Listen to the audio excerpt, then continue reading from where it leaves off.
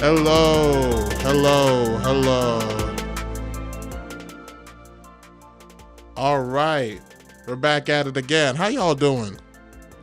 How y'all doing? Welcome back to the stream. Happy Monday. It is Monday, right? I have to check. Yes, it is.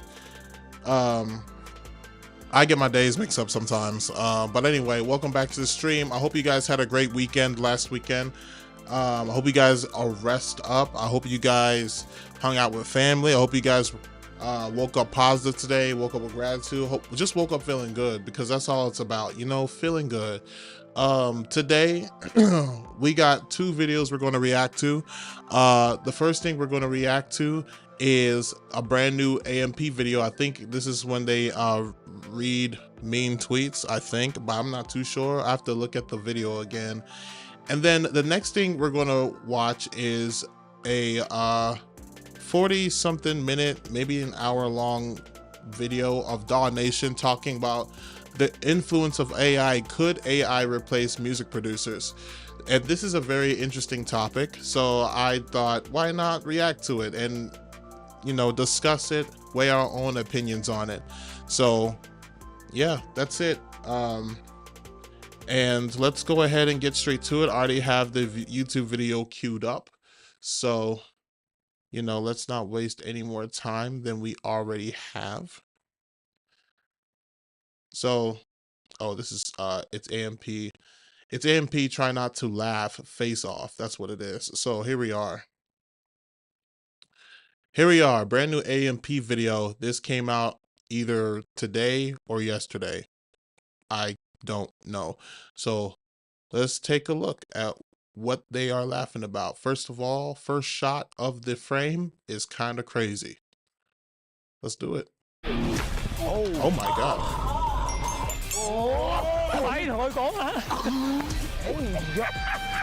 Kai got extensions so big. Asian, you're a monkey. Davis, let me see it clap. Are you guys writing in the moans or is she freestyling that?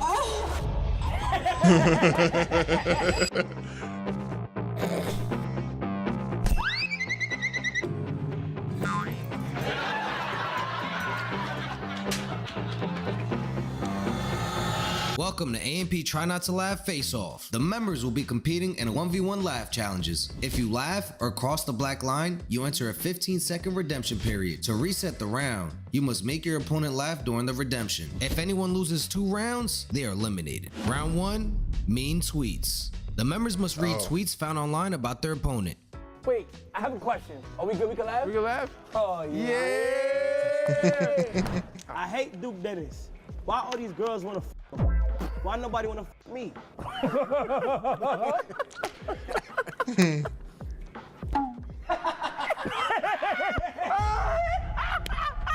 It's a rap. You gotta make it Oh, really?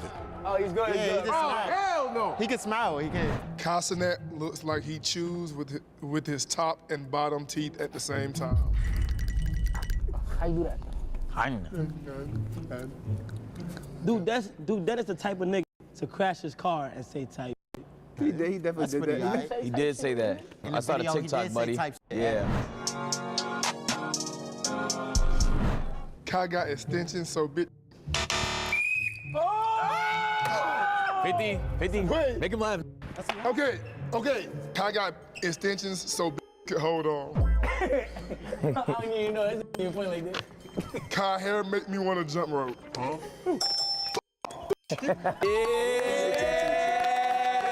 You secured that. Round 2, the shake off. The members will have to keep using the shake weight until someone laughs. Begin.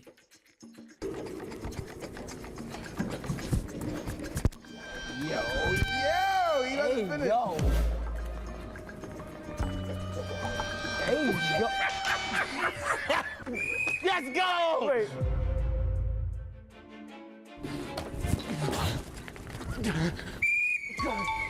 Hey, good job, get that down. All right. Round 3, AMP makeover. Members must use cutouts and art supplies to make each other laugh. Oh, Davis. I knew it. Yo, Davis. Look at my dick. Oh no. Oh no. Look at my dick, Davis. Mine is bigger.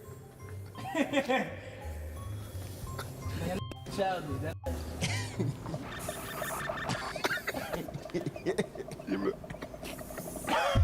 Yo! Yo! Who left? You. Davis, you on my. Yo! Look at your shit. It's short and fat. It's short and fat. A chode. You gotta troll. You gotta troll.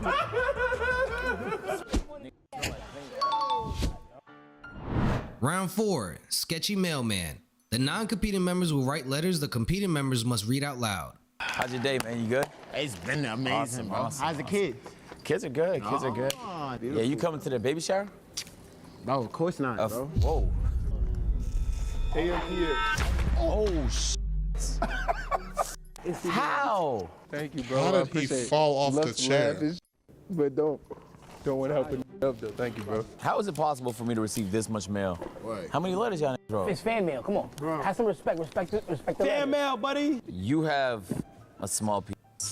That was Davis. Oh, Davis. I know. Davis watch crazy. You got mail from an anonymous person. Agent, you're a monkey. This Davis. That's Davis.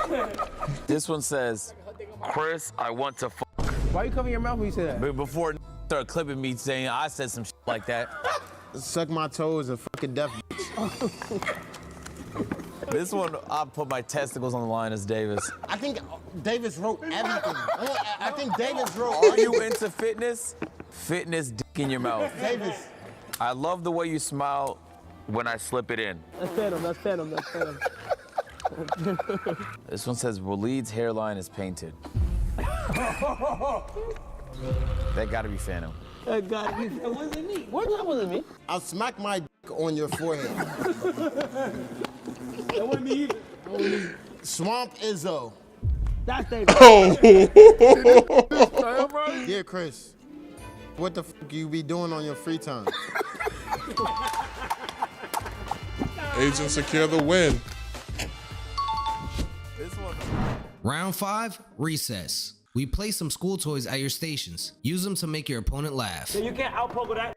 You can't out-pogo Duke Dennis. You right? Nah, Duke Dennis is top pogo. No. I'm the best pogo in the house. I'm the Whoa! 15 seconds. Go! You gotta try to make me laugh though. Oh. Pickle. What you gonna do if I? You really a Ryan ass nigga. all you do is pickles and you was crying.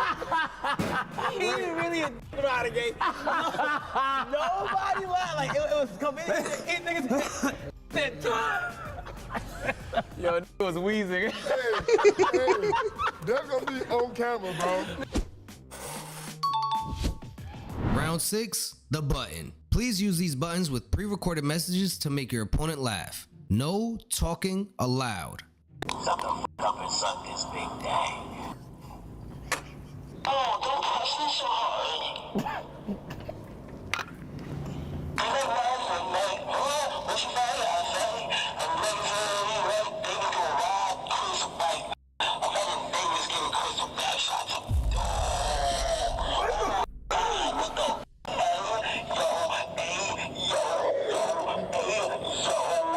You're petite, ebony, and I don't care what nobody say, I like your mohawk dress. And, Swamp Eagle! Who the f you at? That's you. That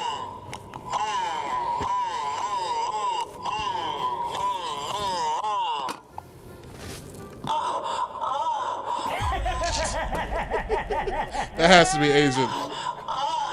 That has to be Agent. Bro, that has to be Agent. That has to be Agent. I feel like it's him.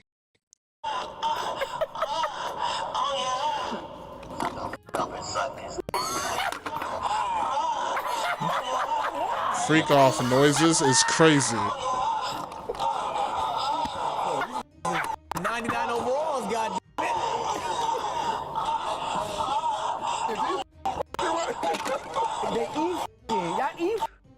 Why is he out of his chair? This man is locked in. Yo, Chris is finna. I feel like he gonna win though. I couldn't do this. I couldn't. I would be out. I'd be eliminated. Actually, look at him switch. Look at the switch. It's a tie. Dad jokes, dad jokes. Since no one laughed, we'll be going to the dad jokes for the tiebreaker. What do you call a fake noodle? What? An imposter. I knew it. That's good. Solid. What days are the strongest? Sunday and Saturday. The rest are weekdays. How do you make a tissue dance? How? You put a little boogie in it. That shit was fucking trash, dog. Come on, Chris, be proud. What do you call a line of men waiting for haircuts? What? A barbecue. I get it. I get it. I get it. What did the janitor say?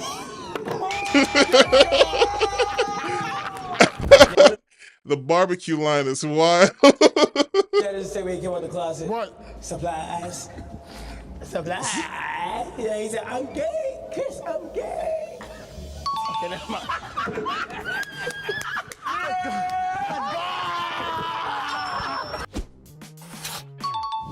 Yo, wait. Round- Agent sounded like a damn kettle pot. Did you not hear him? No, like, listen to this. Listen to this. Supplies. Supplies. Yeah, he said, I'm gay. Chris, I'm gay. Okay, never mind. This man sounds like a kettle. Water is ready. I'm talking go make your tea type shit. Round 7, drum line. Please use these musical instruments to make your opponent laugh. And here we have a wild, where we have two monkeys trying out instruments for the first time. Nah, two monkeys hitting banjos. Best song wins. Okay.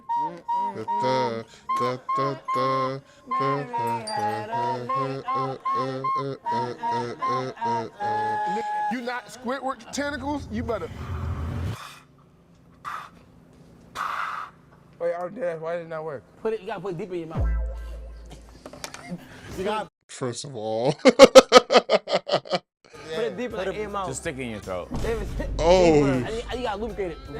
Yeah. Hands. You gotta. What do I have to cover for though? Nah, put the saliva. Maybe try to trumpet. Yeah, I think it's trumpet mouth. is your speed. Nah, bro. Y'all trying to make me suck dick. I'm not gonna do it. Oh, you got the bigger. Got the bigger. It's cold as hell too. It did get cold as fuck. You gotta stroke it. You gotta stroke it. Say on God, it's not. This is where you're not supposed to blow right now. You gotta get the blower.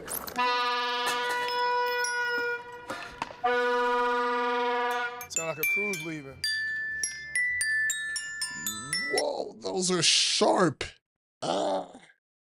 We need to EQ that.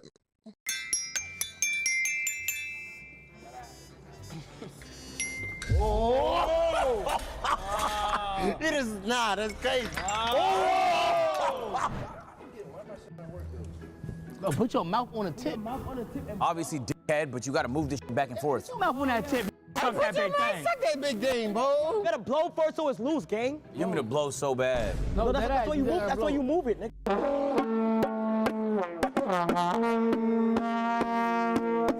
Yo, sound like the fucking both look dumb as fuck. Yeah, y'all dumb as fuck, bro. Y'all look dumb as shit. It ain't going on. Yeah, such a dumb.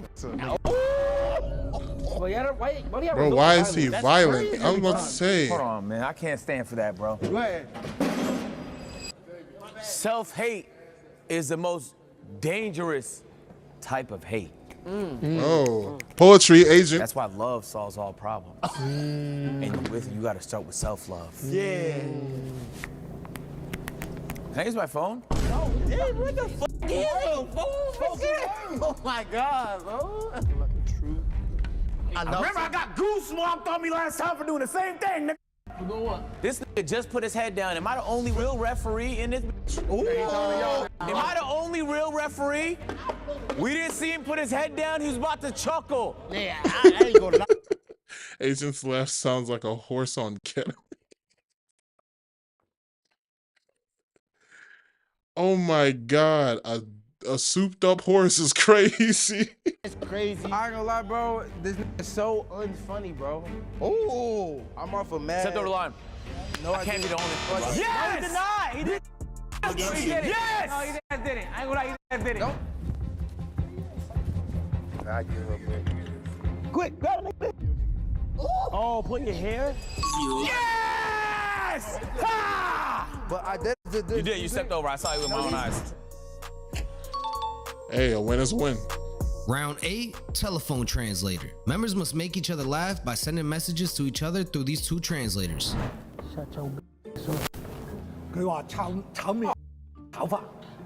Oh. This type of shit I would say if I were high. Right. Hands on both shoulders. 佢想佢係一個臭囉柚，臭屎忽。Oh, word?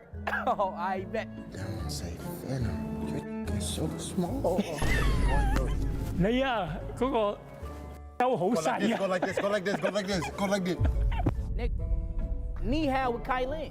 Knee how big, boy? You better get your ass, boy. Konnichiwa, motherfucker. How about that? How about that one? Fuck you. Fuck you. Fuck you. I learned this when I was in. Oh, you bad. He left. Oh. Just start rushing. Nobody got a redemption. I already lost. Anything. Joan on them, bro. Come 你 on, 快 get 啲 it. 同佢講啊！叫佢笑啊！ Get his ass. Get his ass. Get his ass. Oh my You God. lost. You lost, Chris. You lost. Okay, Robert.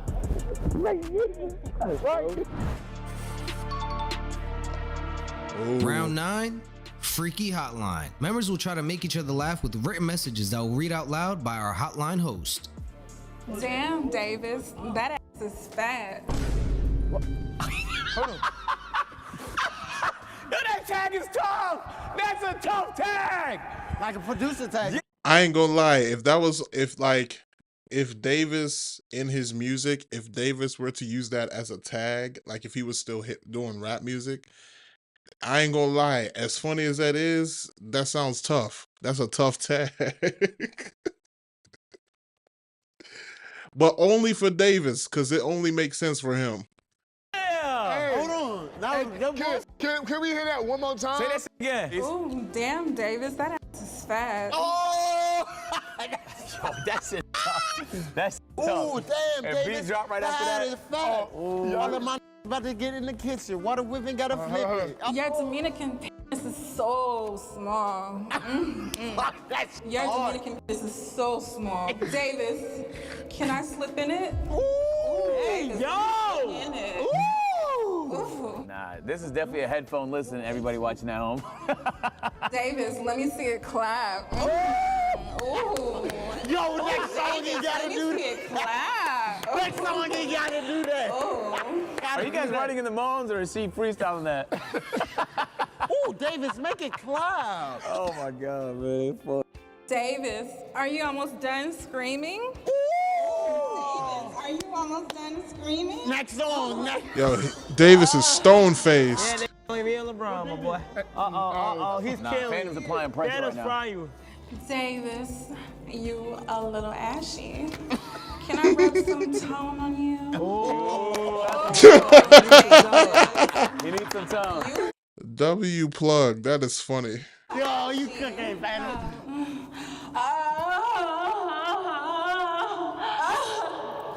That's a moan. You wrote that? Nah, Davis, you wrote the Davis, moan. you hold her the moan. That's crazy as shit. Nah. You ain't telling her. Nah, he's finished. Nah, gang. what the f? You see that little ass? Oh, let me see that little ass. He left.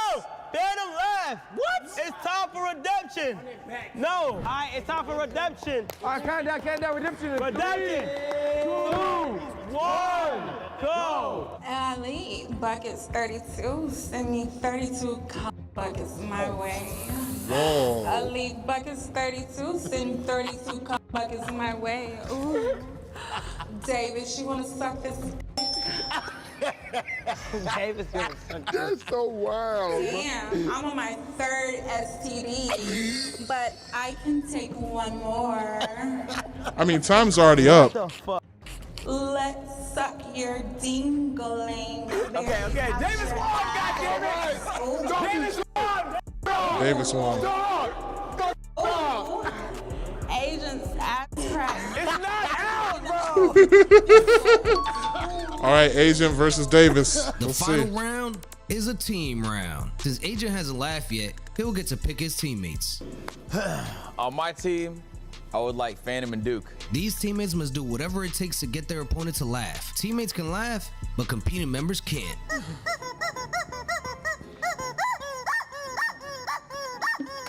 Where my team at? What's on your mind, Davis? Life? All right. No, honestly, basketball. I've been watching a lot of NBA. Go to the gym, bro, please. Bro, I've been working. Exit, please. That was wild. No, that was crazy. Hey, this camera right here, I swear to God, whoever made this in this, yeah. Exit. You got some right here. Yeah, that's cool, bro. You got some right here. You didn't answer my question. Can we go to the gym? I'm not going to the gym with you. One, two. How old are you? 26. Look at Davis, Agent.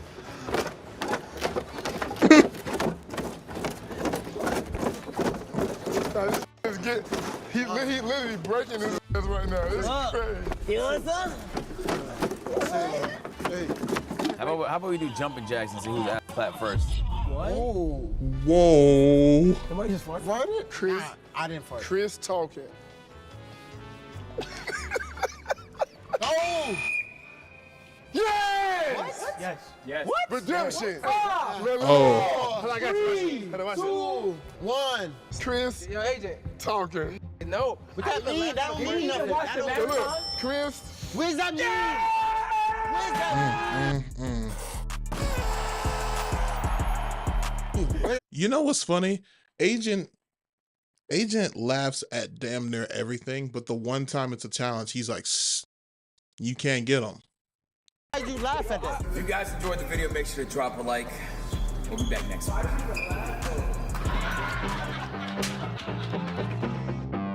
That's a dope video. That was funny. I really thought that each team was going to play like the same game, but I guess for the sake of the length of the video, it would be too long. It would probably be like an hour long or something. But that was a cool video. I would never. I mean, I could probably do like the phone call game. I wouldn't have laughed at that. Or the musical instruments, I wouldn't have laughed at that either. But everything else, I think I would have lost that one. So, but anyway, let's go to the next video, which is, oh, that was a year ago. Let me go to watch later, which is DAW Nation, wherever it is. I mean, here it is, but this is not the, here it is. DAW Nation AI versus music producer with Underbelly. I'm not too familiar with who that is, but let's get into it. Let's talk, let's see what they got going on. All right, let me switch back over. Full screen. DAW Nation, will AI replace music producer?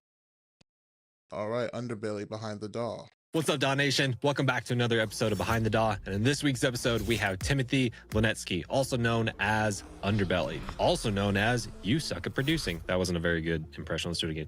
You suck at producing. Did I do it good? Was that good? That probably sucked. Also, he makes really good music, super good music. In this week's episode, we're going to be talking about AI inside of music production. What is the future of music creation and music production? We're also going to talk about the tension between being a creative and being a marketer and creating multiple types of art in your brand. By the way, if you're brand new to Behind the DAW, my name is Wyatt Troy, and this is a podcast where we interview music producers, singers, songwriters, music industry experts, and everyone else like that on an emotional, philosophical, branding, marketing, and music business basis. Basically, we cover everything that has to do with your music career except the technical stuff. All of that is in our In the DAW series. Go check that out. And inside of every episode, we have a free download. So make sure to go down into the description and get that free download. And if you really enjoy this podcast, then you are going to love AU5's School of Bass. This is AU5's flagship masterclass talking about his sound design system that he has used for the last 15 years. You can learn his system of creating an unlimited amount of sounds, rhythms, textures, basses, blasters, leads. What else is there? All the things that makes AU5. You can learn how to do that. All you got to do is click the link down in the description or head on over to dawnation.net/schoolbase. But Daw Nation, with all that out of the way, with all that said, let's go behind the DAW with Underbelly.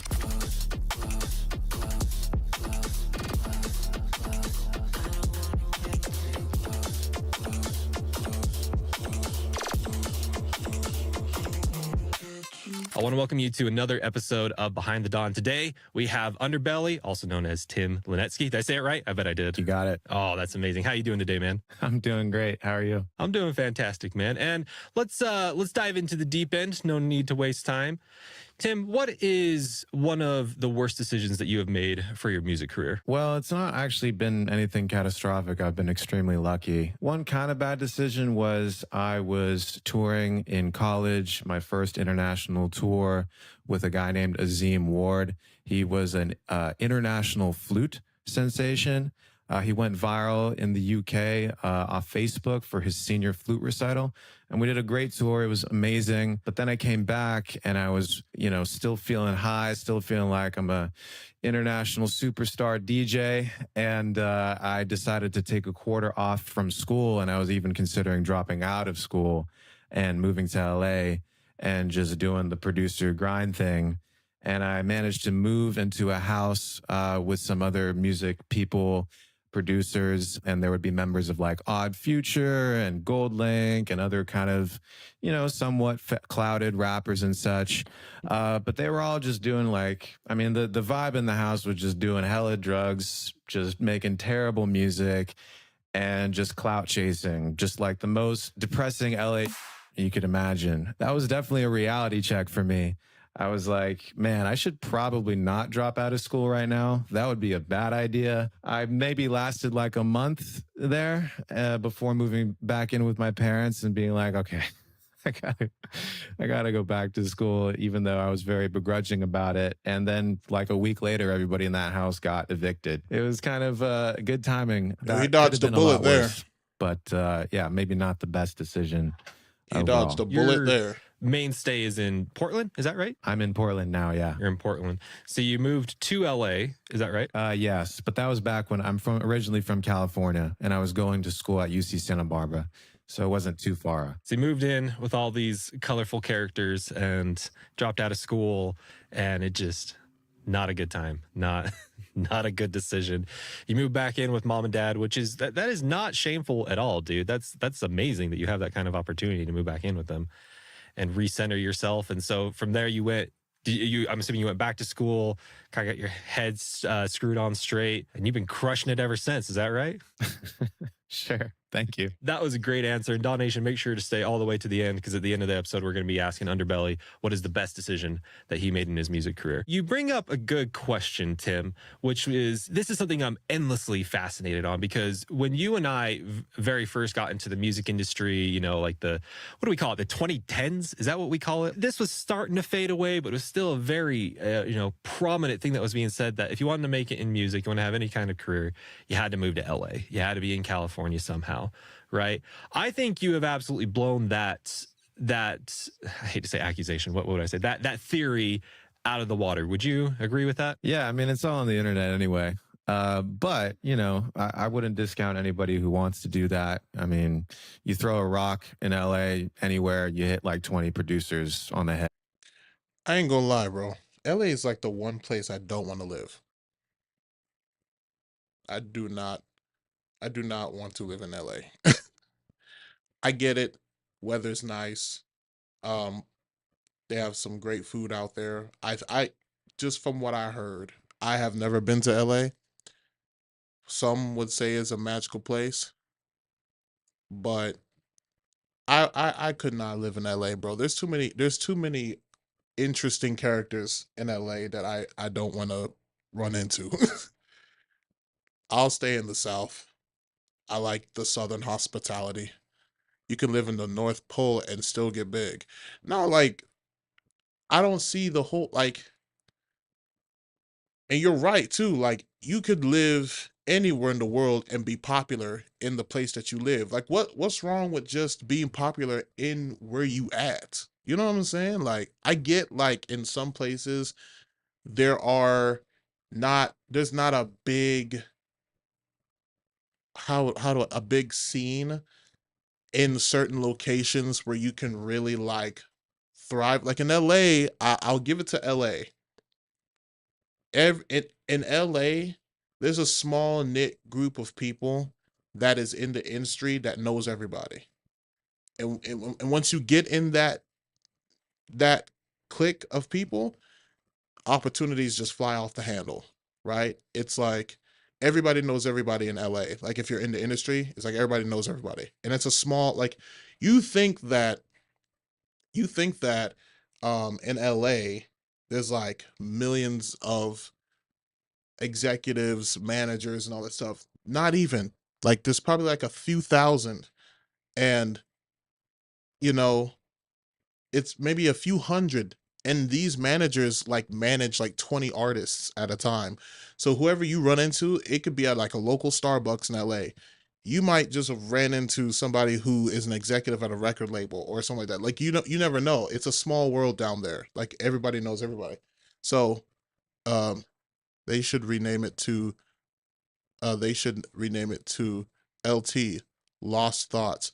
You know, look, I don't hear a lie in that statement.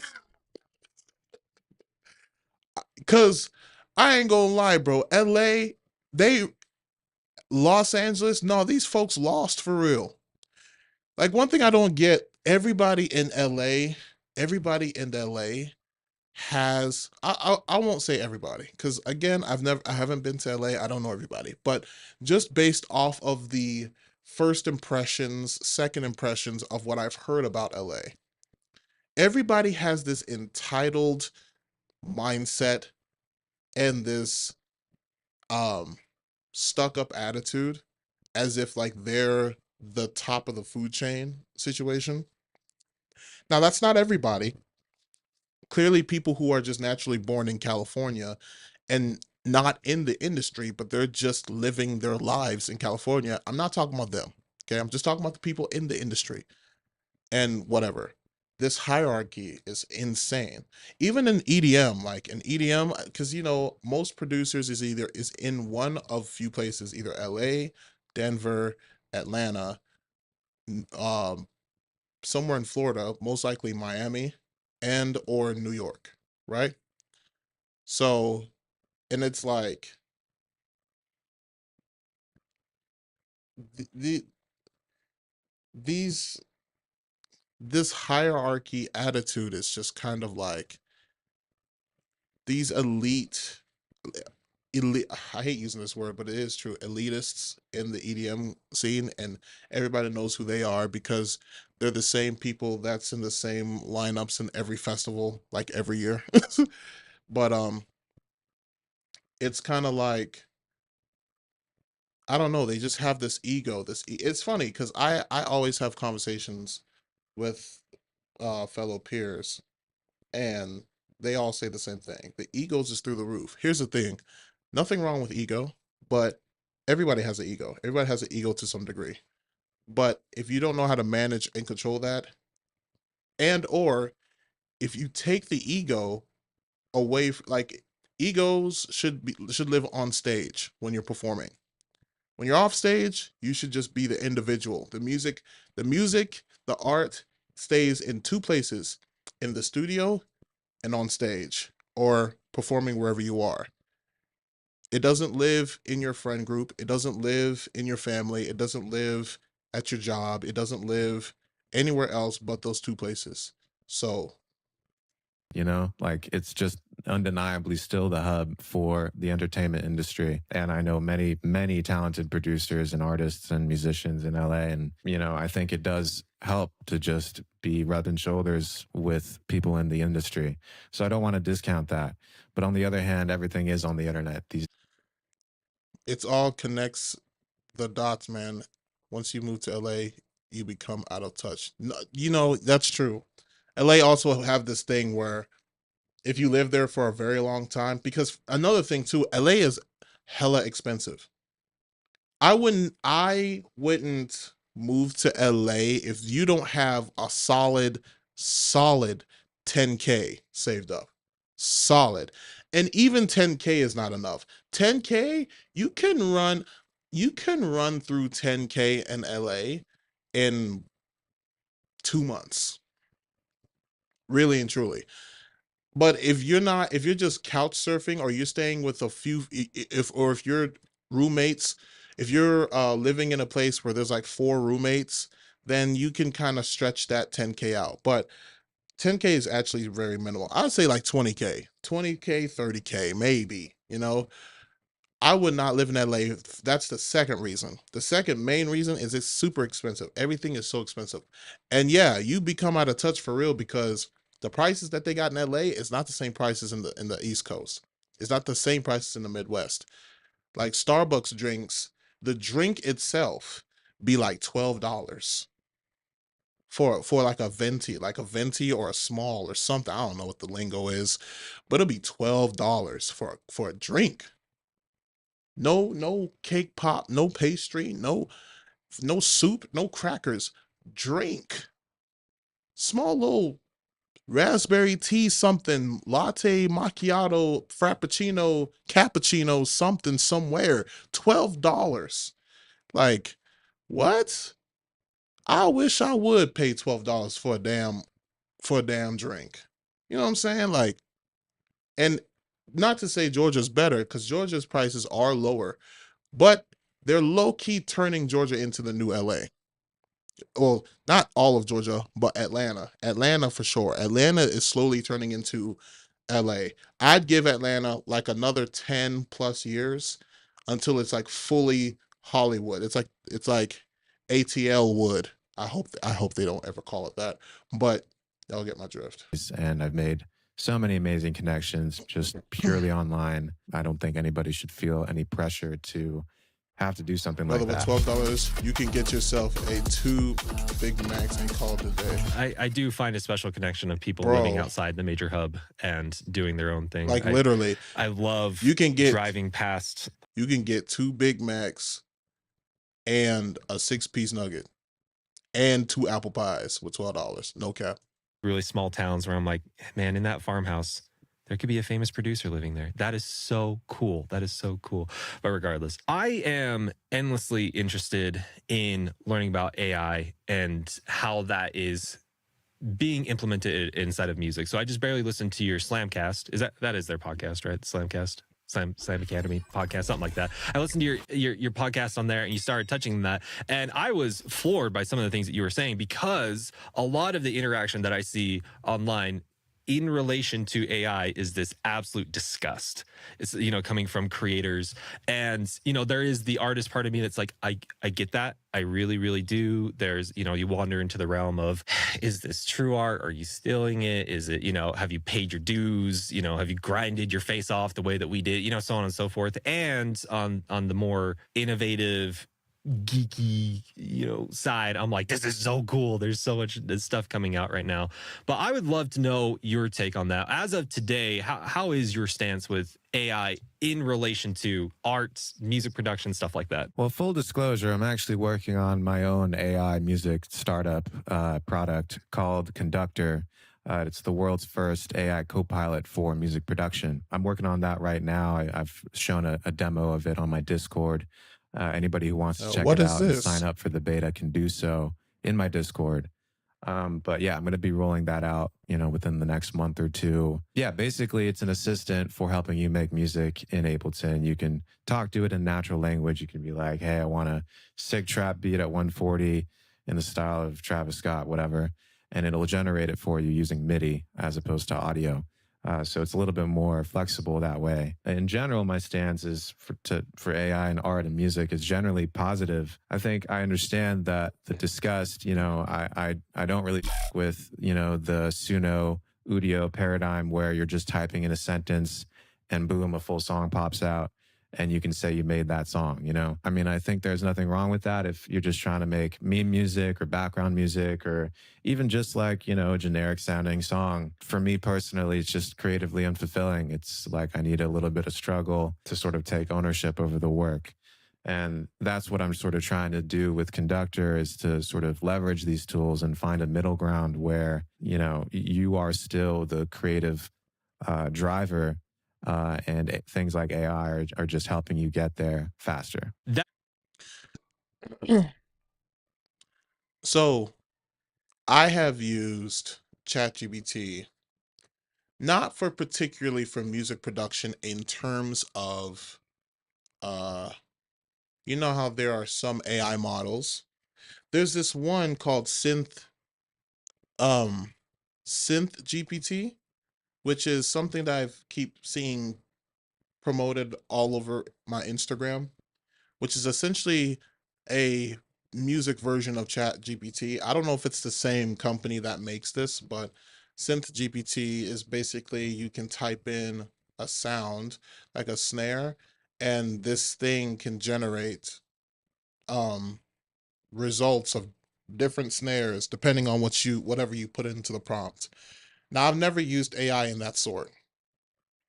Um, if I were to use AI in that context, it would most likely be for like Foley or percussion work. Or if I have a track that has a theme to it, like a water theme or fire or something spooky, then I would probably use it for that, just for sound effects purposes, if I don't feel like scrolling endlessly on Splice or wherever I would find my samples from just to get a result that I'm looking for. Because 9 times out of 10, I would just record to the best of my ability what I'm looking for with my mic and whatever I have around the house. So, but I've used ChatGPT, for instance, to coming up with song titles. I've used it in terms of writing lyrics before. Now, I don't plagiarize and just copy and paste the lyrics that it had, and I just use that. I'll like pick like a phrase. I'll see a phrase that I really like, and I'll be like, okay, I like this phrase, and I like this phrase. So then I'll take those two phrases and I'll write lyrics around those phrases. I'll personally, with my own imagination and with my own creativity, I will write lyrics around those phrases. So I've used that. I've used AI for like more like a template or like a spark for an idea. So and I'm also a fan of AI in terms of being integrated with plugins. Like uh one plugin in particular that I'm thinking about is Synthplant 2, which is a AI generated plugin where you can put a sample in this plugin, and it's like a plant. It will start to grow these different buds of variations of the one sample that you put in it, whether it's a one shot or a loop, and it'll sprout like, tens, 20, 30, 40 buds of these random samples, these random variation of these samples, which is like the quickest way where you can get like the most unique sounds and a plethora of results without having to do the hard work of just constantly changing knobs and bouncing out audio every time and changing a knob just to get another sound. So it's like the quickest way to generate sounds from one sample. Another one I think about is Beam, a plugin by Lunacy Audio. They have this AI wand button, which if you if anything with AI has like this magical stardust kind of icon, or a star or something magical of an icon that indicate this is an AI feature. So they have this magical wand button where if you're on a preset, because they have presets built in the plugin. They also have a generate, like you if you're on like a preset and you press the generate button, which is the magic wand, the AI button, it will generate a whole new, you know, a whole new sound based off of the preset that it's on. And say hypothetically, you don't pick a preset. You just open the plugin bare as it is, and you just press the wand and see what it just comes up with randomly. And then the cool thing about it is whatever it comes up with randomly, you can save that as a preset, because maybe it has like a specific effect or sound that it has that is good for something that you could probably think of. So I'm for AI when it comes to being a tool, a helpful tool, a guide, or just information in general. Um, I think AI is mainly good for references, but never as a final product. Yeah, I can stand behind that. For sure, not for a final product. No, I would never want to. Like I've noticed, like with art, AI art is such a thing that, um, especially if you're in the music space, you have people who create AI artworks for their cover, for their songs and stuff like that. And that's a whole debate too with the community of people who are digital art or graphics animated creators. They they feel as if like, there's two sides of looking at it. The one side is like people can't afford to pay artists to do artwork because, you know, you're if you want a dope artwork, you're gonna pay for that, whether it's from $50 to $350 or $500, like whatever it is, whatever the rate is, you're gonna pay for it, but you're guaranteed a great, fantastic work done, unless you get scammed. But just be careful of that. But other than that, so there's the argument of I can't afford it. It's too expensive to pay somebody else to do the work. So I'm just gonna pay like a $6 per month subscription for an AI app that just does it all pretty well, and it can kind of get close to the vision that you have. But the other end of that conversation is um the artists who make the artwork are losing clientele, and their business could dwindle, which is also a bad thing. And then there are people who are artists, like musicians, but they also know how to do their own artwork, so they have the best of both worlds. They don't have to pay nobody, they can just do it themselves. So I understand the two arguments, but it's like we can't let AI have a grasp of everything. If anything, AI in a percentage situation, AI should affect your creativity or be a part of your creativity no more than 10-20% of the progress. Everything else should be you. Like you saw the Lord of the Dark Spell references. Yeah, the same thing. Like, and that's a good point. Like, okay, no lie. The song that I let you listen to today, I already came up. I went on ChatGPT and I asked it to make me uh some references from the song that I made. And this is, I don't know if you can see it. Well, it's too glary, but this is kind of like what it came out to. And I like how simple it is. So it's just a beam of light in the ether somewhere. It's a beam of light, and there's somebody reaching for that light while they're in a dark place. That's a little hint of what type of song I'm talking about. But now that I see the reference, I see the vision, all I have to do is just create my version of that through Blender and After Effects. So it's okay to use AI for like a template or a reference point, but at the end of the day, you still have to do the work and create it in your own way, in your own style. Because it's like sometimes the human brain cannot come up with a great idea all the time.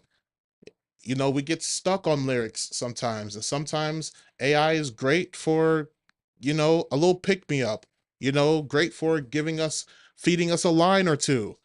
Or, you know, same thing with art. If you're just sitting there in After Effects, Blender, Octane Render, Unreal Engine 5, and you have no idea what to make, it's like, okay, I could go on Google Images, because that's what we used to do. We go on Google Images, type in something that's related to what you're looking for, and all we get is these results of things that are just completely unrelated to what we're looking for. But then like AI is there to help, to be like, hey, ChatGPT, or hey, Gemini, you'll type in, can you create an image that relates and describes X, Y, and Z? And AI is the only closest thing to getting to start the creativity process. Oh, okay, I never thought of this kind of photo. So then you're just kind of like tweaking it. You're asking it, okay, make it brighter, make the subject smaller, make it a square format, make it in space. Like you're just kind of, it's like you can personalize the vision. And then once you finally got that final artwork look, then it's like, okay, this is the look I'm looking for. So now I have to figure out how I can make all that into Blender or into Unreal Engine or into whatever that you use. So yeah, I mean, it's no different than in mainstream music. You have, when someone's writing an album, you have like 15 people in the studio. Everybody's feeding each other lines. Everybody's sharing samples from their library. These are sounds that are not yours, but you're using them, right? What's the difference between that? You know? So, but as long as the final product is a conglomerate of your creativity, putting it all together, then that's completely fine. Hell, people like Skrillex. Skrillex got like so many people on his albums, so many people doing percussion, doing vocal work and stuff like that. So it's not 100%, it's not 100% him doing everything. That's what collaborations are for. I mean, he'll do the whole arrangement. I'm assuming he'll do like the arrangement and putting it together, but there's still a bunch of people behind him. It's like understanding your strengths and weaknesses. If your weakness is percussion work, you don't know how percussions, like how to make like really decent percussions. Guess what? If you have a friend that can, use that friend and credit them for it. You know what I'm saying? Exactly. Speaking of albums, though, I think I'll make another album for my next project, but split in two parts. Ooh, so is it going to be like a big, okay, is it going to be like, because this is what Soul did. Soul, he had a huge album, 30-track album, but he split them into three parts. So he released 10 tracks one week, the next 10 the next week, and then the final 10 the final week, all in 1 month. Because he was this close of making a 30-track album. Well, he did, but he was this close of releasing it as a whole 30-track album. So is this album going to be like a big album that you're going to split into two parts, like 10 over here and 10 over here? Or is it going to be like roughly like a 12-track album, but you're going to release like the first six, the first tier six here, and then like maybe a month later release the last six or something? Or obviously you obviously you probably haven't thought that ahead because you literally just released an album this year, but I'm asking future questions. But 12 tracks, oh okay. I low-key wanted to do that. I just haven't found like the right idea for that yet, let alone I don't even have a debut album out. So I have an idea. I have a album concept in my notes. So I do plan on making an album one day, just no time soon. So anyway, I forgot I'm reacting shit. I feel like is, like I said, one of the healthiest views on AI music, because I agree with you. The idea that you type in a sentence and an algorithm, a device, a server, whatever, does all the heavy lifting for you. Yeah, there is absolutely something to be said that there is a fulfillment in the struggle. There is a fulfillment in the artistic wrestle, right?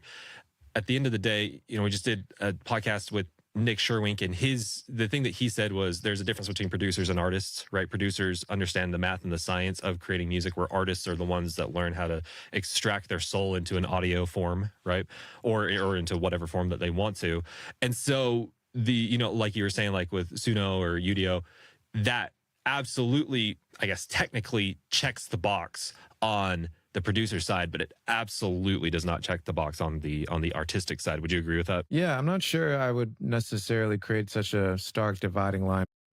Oh, but that's a project after. Okay. I didn't think it would be so soon after that. So, but knowing you, that will probably be like 3 years from now. Between producers and artists, I guess I Or identify 4. as both. I've been a producer for my, very long time. And I guess for me, the dividing line is when I think artist, I think like a singer, a rapper, someone who does vocals over the top of a beat, and the producer makes the beat, I guess. But I think there's artistry in all of it, even mixing and purely engineering, things like that, mastering. I think there's artistry. I've never heard of that in terms of like what Wyatt said about there's a difference between artists and producers. Me personally, I just feel like everything is, if you're creating something, it's art, right? It's an art if you're creating something. So you're an artist regardless of what you do, whether you know the technical stuff or not, whether you're just a mixing, mastering engineer, whether you're just a percussionist or a vocalist, whether you're a songwriter or whatever, it's all art. You could be a chef. If you're making um dishes that are pleasing to the eye, some culinary level, that's an art. There's an art in cooking. People can take food and make it look beautiful. That's an art. That's an artist, right? Building a house is an art. The structures of all these different homes, like people who are architects, like that is an art to make these beautiful structural designs of buildings. Landscaping, that's an art. Poetry, that's an art. Being an author, that's an art. So I feel like it's all art. Everyone's an artist as long as you're creating. Now, you know what I'm saying? So in that as well. But yeah, I think also AI can help with all of that. But yeah, I agree with the general sentiment. I mean, I think there's going to be a distinction, and there probably already is, between music that is functional, right? Music that is just like a playlist for you. I'm mainly doing that because of my future uni assignment. Because I have to make an album for next year. You have to wait, so you have to make a whole body of work next year? Yo, GG's, bro. To study to or fall asleep to, the 24/7 chill hot beats to take a nap to, stuff like that.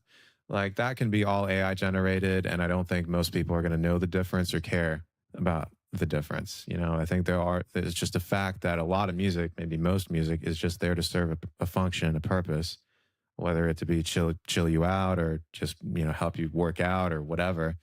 And that can be easily done by AI probably now. But then there is also music that you listen to because you want to hear a point of view. You want to hear a perspective from an actual human.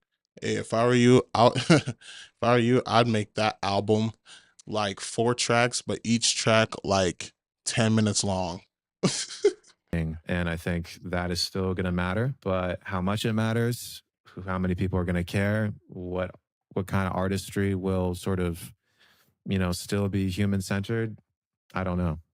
Those are all open questions. If someone is listening to this podcast right now, and because I could foresee that some people being super turned off by the idea of AI creation, what would you say to them? Because I mean, you started to touch on that, which is, this is just a tool to help you in your artistic journey.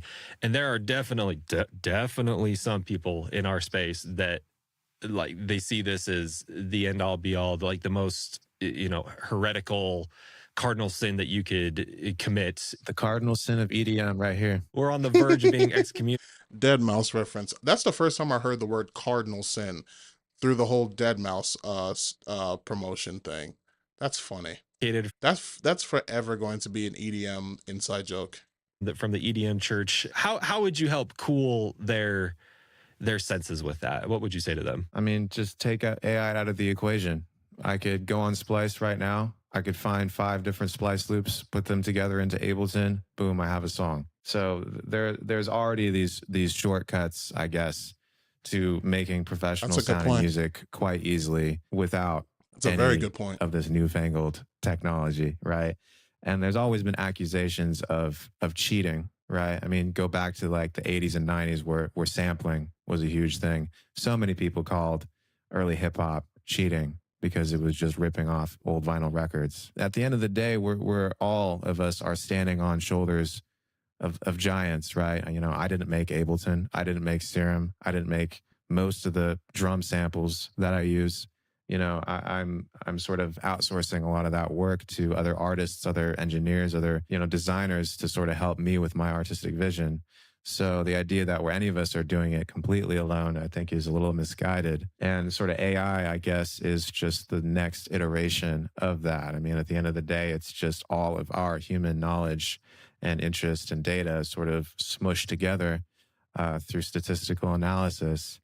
And why not take advantage of that? The battlefield may have changed, but the war has always been the same, right? The war of art, which is, not to reference the book. That's not what I'm talking about. It is the war of art, though, right? Which is this struggle, this fight, this wrestle of learn how to create art and to lean into that very creative side of you and to see the tools around you and to synergize all that into something tangible, into some experience that people can have. And the tools, the battlefield, whatever you want to say, is going to change over time. Like you were saying, back in the 80s, they had samples. That was one of the new tools. The battlefield changed, and a lot of people were upset about that. Along came DAWs, which were much more accessible to the public, and plugins, and then presets to those plugins, and then samples from the presets of those plugins. If we take a step back and look at the macro view, it's ridiculous to from what I'm hearing you saying, and I think I absolutely agree with you. It's ridiculous to not see this as just the newest iteration of the same question that has been asked for probably forever, since the beginning of making music, probably, right? Totally. And, I'm not denying that certain things get lost along the way. Like even now when I'm working with students who are relying a lot on Splice samples, they come to realize that in itself is limiting, right? You can only do so much with a Splice sample. Yeah, True. There are definitely trade-offs along the way. And I guess the most extreme trade-off would be, yes, just getting a full song out of a prompt. I do think there is a time and a place for these tools. And at the end of the day, we're just all trying to express ourselves through moving air in funny ways, and anything that can help us do that, I'm for. I don't want people to have grinded as long as you and I have to make dope, professional sounding music. I feel like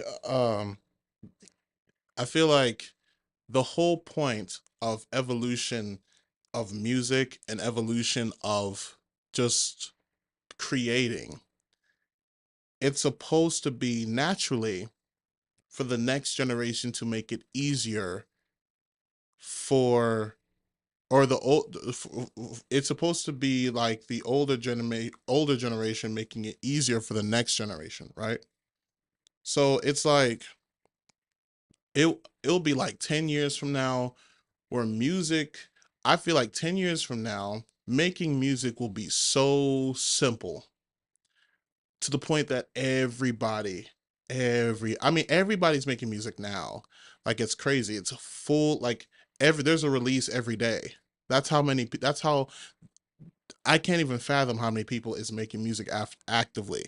Everything comes out, there's a song that comes out every day. Not just Fridays, not just Mondays, not just the weekends. Every day, every hour, every minute, there's a song that just came out, you know? So in the future, 10 years from now, it's just going to be so easy to make music that it's just going to be the bare minimum. What we're doing right now will be the bare minimum in 10 years. It's like, and then that's the trade-off. The trade-off is it's going to be easier to make music. The trade-off is the hard part is it's going to be even harder to stand out. Or maybe not. Maybe that we'll get so much exposure because everybody's just constantly sharing music. But it's like there's going to be no more room for, I honestly think there won't be no more room for goats and professionals and well-respected people because everybody will be making music relatively in the same caliber of skill and profession. If all of the tools are available to us, because every year a plugin will come out that will eliminate a problem that most people will struggle with for the longest time, right? And then there's going to be a point in time where we'll have the plugins that will eliminate every single mix down error, every single mastering error to the point where we could just make music perfectly every time. So I want to lower the barrier for that. That's what I've been trying to do with my channel all these years and with my private lessons. And I think AI is the next step for that mission. I think that is fantastic. I do wonder because it's so strange. I don't know if you've seen this inside of our community. I've seen when it comes to AI music production, it seems like there is like an A tier hatred towards that. But when we're talking about image based AI creation, that's like S plus tier. Like that is the thing that people if you wanna hate AI set our artwork community more off in than the the Reddit music. comments and blow it out of proportion. That's what I see. Have you noticed that as well? For cover art? I would say for cover art, what other way would they use images inside of cover art for websites and stuff like that? But stuff like that. Yeah, I mean, I've used AI cover art for my songs. I've used AI video generation for music videos before. Again, I think there's a time and place for it. I think if it looks dope, I don't care whether it was a human or AI. I've never used AI artwork for my releases, but recently, for one of my releases, Thermoshock, I made the artwork myself. If you guys have watched my live streams, you've probably seen me make the artwork from on stream from scratch, along with my logo and all that stuff, my banner. But I did something different this time. What I did is I created the artwork for the single, I released the single, right? And then for promotional tools, for promotional reasons, I again went into ChatGPT. I uploaded the artwork that I made on ChatGPT and I asked it to make its version of it, whatever it is. And it did, and I was like, "Oh, that looks pretty dope." And here's the thing, it's not technically cheating because the prompt was my original art. So all ChatGPT was doing was mimicking the art that I made already. It's not like me asking ChatGPT for art and then I just use it. No, it's taking my original artwork and it's creating its rendition of it.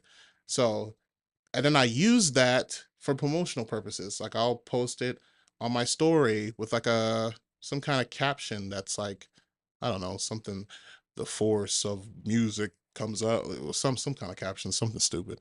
But I'll use it for that. So I've never used it for AI video though.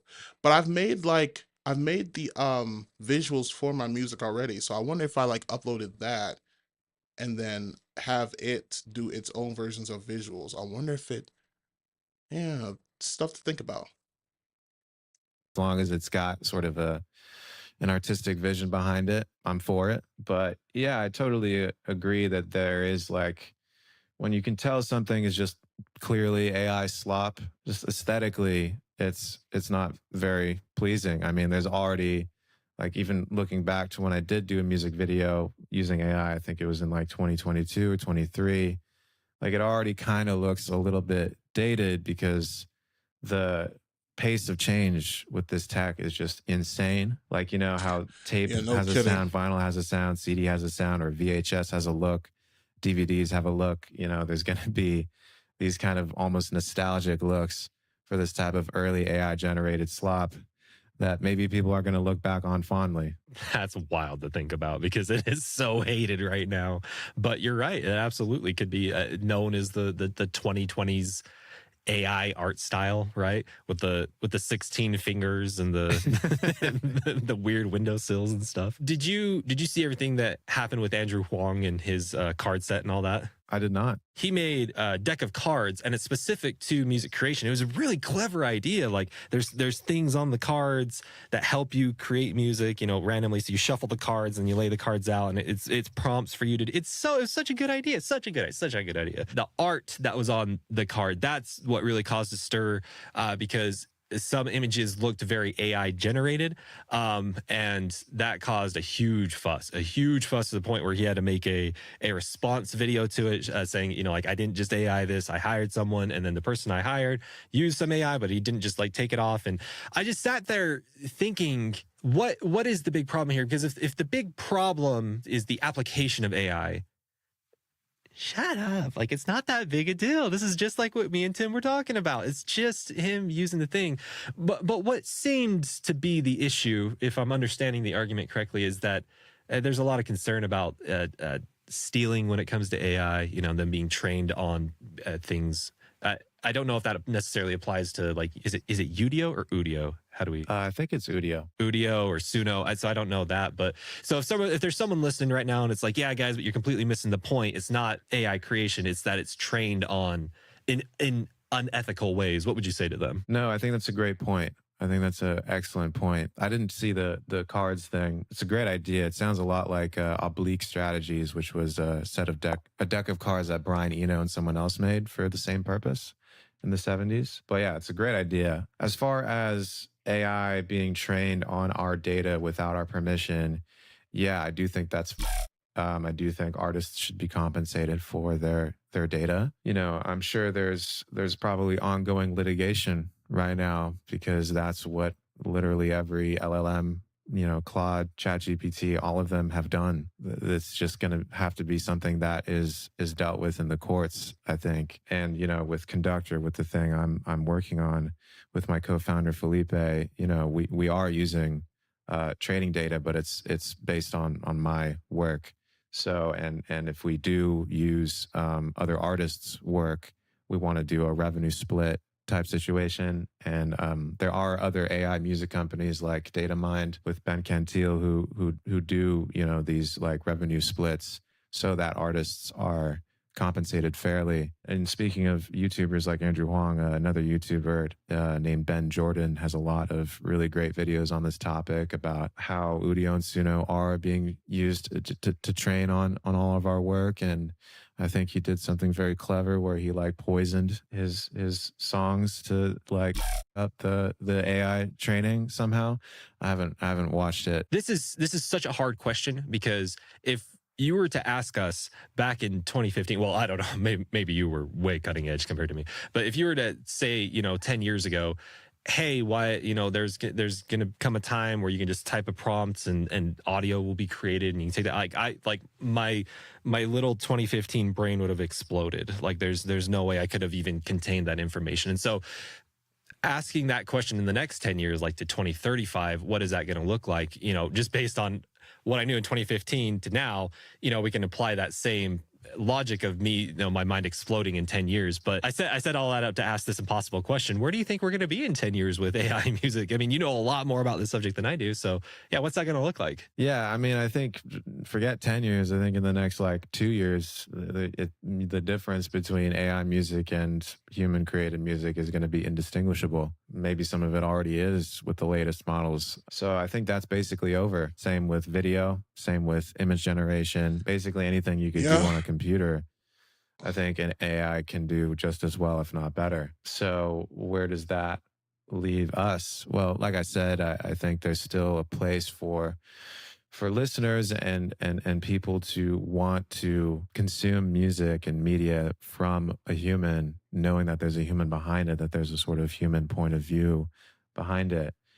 You know, for certain types of artists, for certain songs, like that absolutely matters. Like if you told me that the Skrillex track I was listening to right now was AI generated and it sounded exactly like him and just as good, if not better, maybe part of me would cringe a little bit and I would just still want to hear the real thing. But if like a generic lo-fi hip hop beat was playing and it was AI generated and I'm just using it to study or something, like I'm not going to care. So I think it's just going to depend on the artist, the person listening, what they kind of want to see. And then I think, you know, things like live performance, things like actual in-person events, not through a computer, are probably going to be more important, more valued. There's either going to be fully synthetic, you know, media being created, or, you know, this sort of thing, what I'm trying to build or be a part of is this sort of interaction, this hybridization between, you know, an AI and a person working together to make dope art. I think you're absolutely right, which you totally just proved the point to my question, which is, you know, 10 years, screw 10 years, we're gonna do in 2 what we did in 100. You know, like we're gonna the exponential rate of how fast this thing is growing and becoming is just enormous. And I see there's still like 2 big questions in my mind, and you started to touch on them when it comes to AI and the application of it. There's the business side, right? Because this is the dichotomy and the yin and yang that every artist has dealt with, which is there's the artistic side, which is the creative. I want to create this world, I want to create the song, I want to create the experience, I want to convey my thoughts and my feelings, so on and so forth. And then there's the business side, which is, you know, if you want to make a living on it or you want to market it to other people so other people find it and listen to it and become immersed in your world and so on and so forth. And so on the business side, I see AI being like one of your best friends, because the idea that you have basically a Jarvis, for those that are familiar with like the Marvel Cinematic Universe or just Marvel in general, this AI companion that can help you create, that can help flesh out ideas, that you can throw ideas back and throw back super fast, that has knowledge of how to market your music or knowledge of how to promote it or whatever, right? That on the business side, AI is like the holy freaking grail. It is like one of the best things that we could have ever had. It's second, you know, like the closest thing that we ever had to AI was the internet. Like when the internet came on, that as far as a business perspective for music, I was like, holy crap, this is amazing, right? And so, but on the artistic side, yeah, I still see there being a lot of question marks, you know, and a lot of unknown of where do we draw the line in the sand between creation and, I guess, generation? Where do we draw the line in the sand between human and robotic? Do we need to draw that line in the sand? I think that it's an open-ended in both cases, both the artistic and business side, because I think a lot of what people find threatening about this is that, you know, the margins for being an artist are already so thin. Like, you know, almost no one is making a living off of it, especially if the expectation is you make a living off of royalties off of Spotify or Apple Music or whatever. You know, I saw a statistic that already like 20% of all the music that's being uploaded to Deezer right now is purely AI generated. If people were like, if you were a lo-fi artist, right, and you were making bank off of getting on these like Spotify editorial playlists, right, and sort of, you know, somehow managing to make a living off that, and I know artists like that, all of a sudden, you know, this AI can make a lo-fi hip-hop you just as good as you. Why would Spotify pay you? Why wouldn't they just make all of their own music?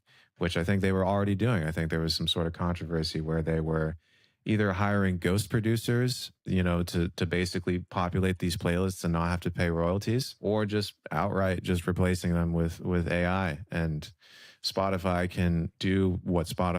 Bro, that's kind of scary. Like, if we, that's actually scary. Like,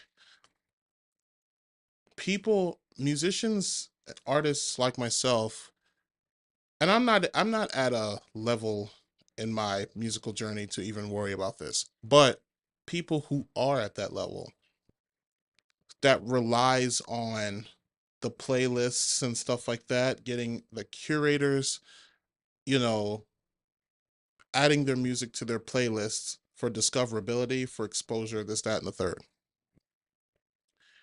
If DSPs ever decide to say, you know what, we got all this AI music, it sounds great, it sounds better than human music,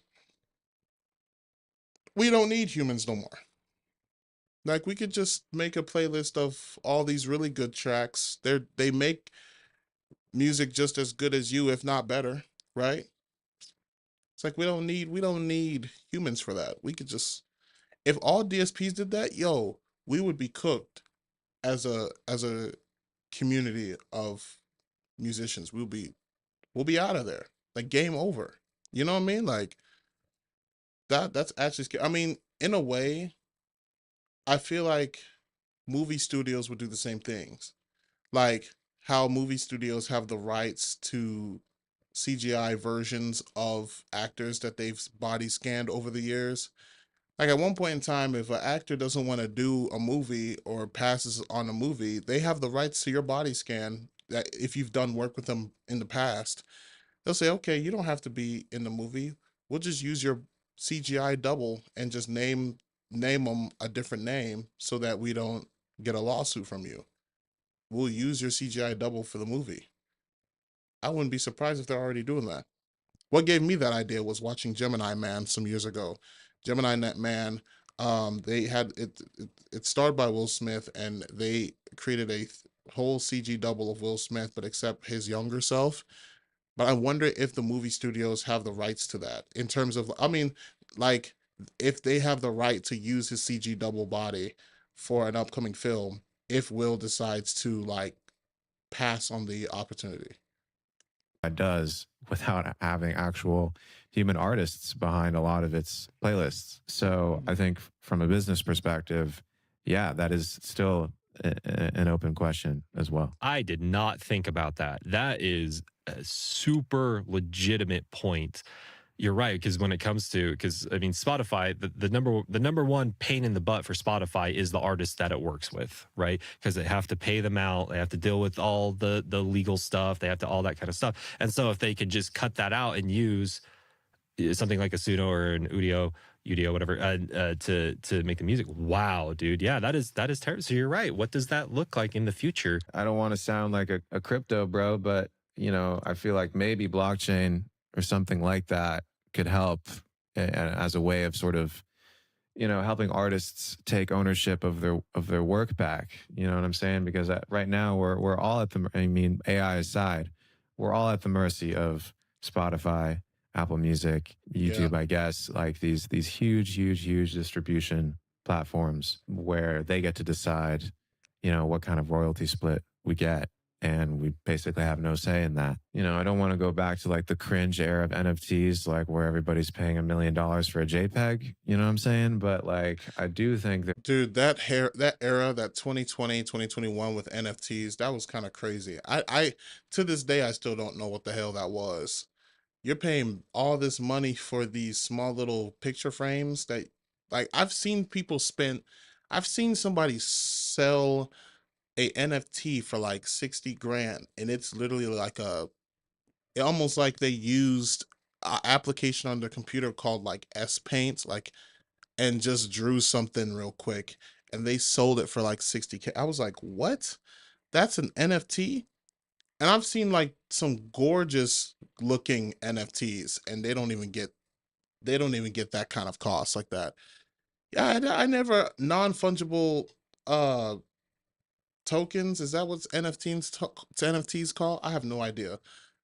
there could be a role in that technology for, you know, having artists, you know, monetize their work without having to split so much of their royalties with these huge companies. I'm shouting out Ben Jordan again. He made a great video about the end of capitalism and how we're all sort of participating in this like digital sharecropping economy where we don't own anything. We just subscribe to these, you know, subscription platforms. And with music, it's a similar situation.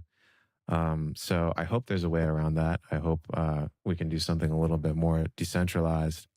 There's another platform called Audius that is like a SoundCloud, but on the blockchain that, I've been involved with, and they're sick. So maybe hopefully more platforms like that will crop up. But yeah, it's tough. It's a big unknown for sure.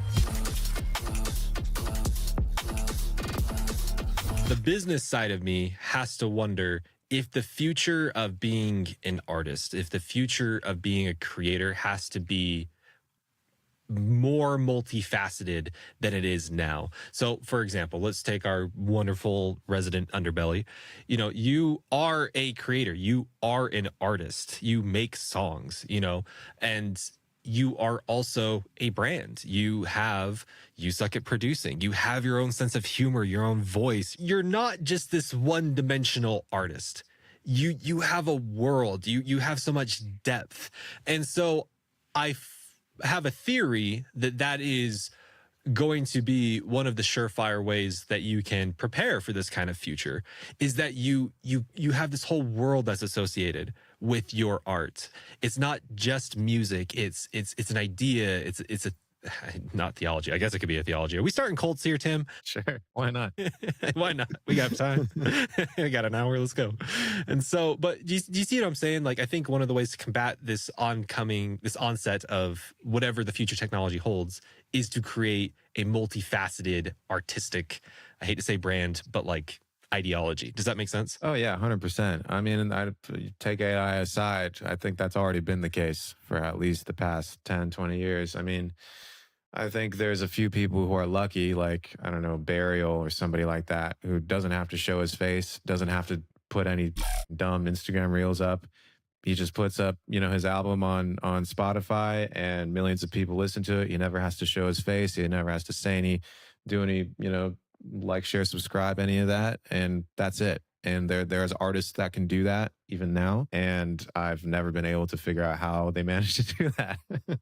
I don't know what it took, if they just got really lucky, if they just had some crazy team behind them. I think that is the exception to the rule. I think for most artists, you have to do more than just make a song. You have to make a music video. You have to make reels. You have to make tutorials. You have to make sample packs, all these other, revenue streams, attention streams, I guess, to getting heard. I mean, like, making the song is like maybe 30% of the battle. Like the rest of it is content, is doing reels. It's doing TikTok. That is really where people get discovered these days. People get fans. So I 100% agree with you. And yes, probably with AI, it's going to be even more important to do something like that. But I think it's already been the case that, we are in the business of brand making when it comes to art and trying to make a living off of it. That's a really important part of what you just said, is to make a living off of it. Because I could foresee a lot of people listening to this being like, I don't want to do any of that. I just want to create. And there's nothing wrong with that, right? If that's what they want to do, that is totally a legitimate path. And if you want to make a living off this, and if you want to have as much impact as possible, right, getting out to as many people as possible, it's just the name of the game, right? This is the same for everybody. This isn't just about musicians and producers like us. If you're a carrot farmer, you got the same problem, right? If you're selling jelly beans to kids, don't do that. That's weird. You got to make Instagram reels about it. You got to make Instagram reels about selling candy to kids. Flag, shadow ban, get out of here, And so that was a completely unnecessary spiel just to say I agree.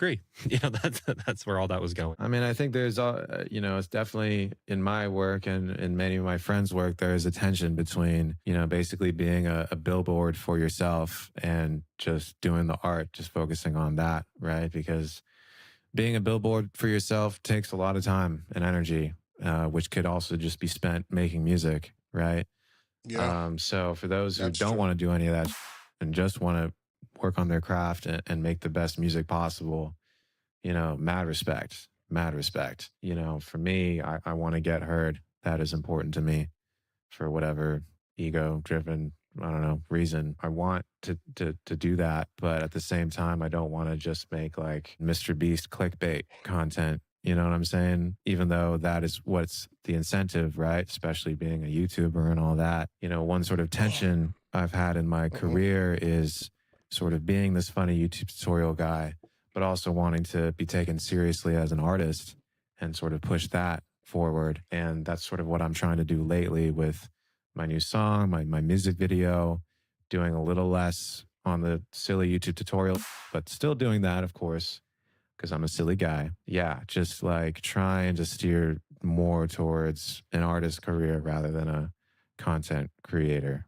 career. Which, by the way, Get Too Close. That's the most recent song that you released, right? Such a good song. My 2-year-old was dancing to it today. That's such it's such a good song, dude. And the music video was so cool. And you showed the behind the scenes with that on the socials, and the tension of creating art and being a walking billboard for yourself. That, oh my gosh, I don't think I've ever had anyone word it so succinctly, right? Succinctly, yeah. That is the $1 million question, is how do you create art?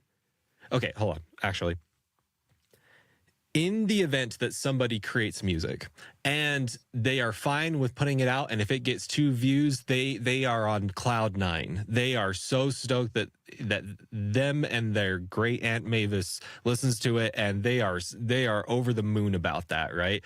That is a special kind of person. That is not who I am. It sounds like that's not who you are, or most of the people listening to this. And so in the event they want to share it, then they have to wander into the realm of becoming their own billboard, right? Not only just to get people to listen to it, but for financial reasons, so on and so forth. Maybe it's an ego thing that you're saying. Maybe it's just a connection thing, right? Maybe it's just that, a community thing, whatever. We could talk endlessly about the reasons why, but it feels like you have done that in a really great way, because it looks like the way that you become a walking billboard, you really enjoy. I mean, it looks like you enjoy doing, you suck at producing and all that kind of stuff. Is that a fair statement to say? I do enjoy it. I mean, it's definitely a grind sometimes. I mean, I listened to a bit of your behind the DAW episode where you're talking about coming back and talking about how much of a grind it is to make videos and shoot them and reshoot them and write them and edit them. Yeah, it's a grind for sure. Takes a lot of time to edit a video and put it out and make it look nice. So yeah, I mean, there's that, but I try to make it fun for myself by being silly, and I guess that comes through in the content, in the videos. I think people enjoy watching where the person who's making it is clearly having fun, I've tried to do more serious stuff with my videos, and I'm just like, this is so boring.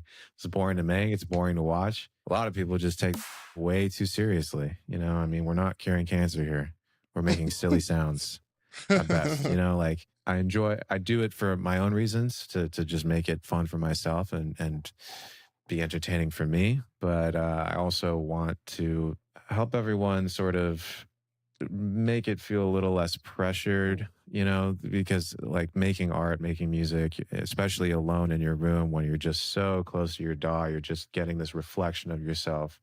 It can be, it can be overwhelming and really disheartening sometimes. And so I just want to just make it fun. At the end of the day, we're just trying to have fun here, business aside. I have derived so much inspiration from you, dude. Like, I remember when I very first started doing DAW Nation, I was like, that really resonates with me. Like, to be able to just be goofy and to promote whatever, a tutorial, a song or whatever. And I also can recognize that there are those listening that doesn't resonate, or that they're like, but wait, my brand is more serious, it's more emotional, I can't really be funny. And whenever someone brings that up, I love to bring up Connor Price. Connor Price? You seen him? So he's a rapper. He knows how to endlessly promote a song in like just such creative ways, doing like what we were saying, like creating the reels and creating the little videos and stuff like that.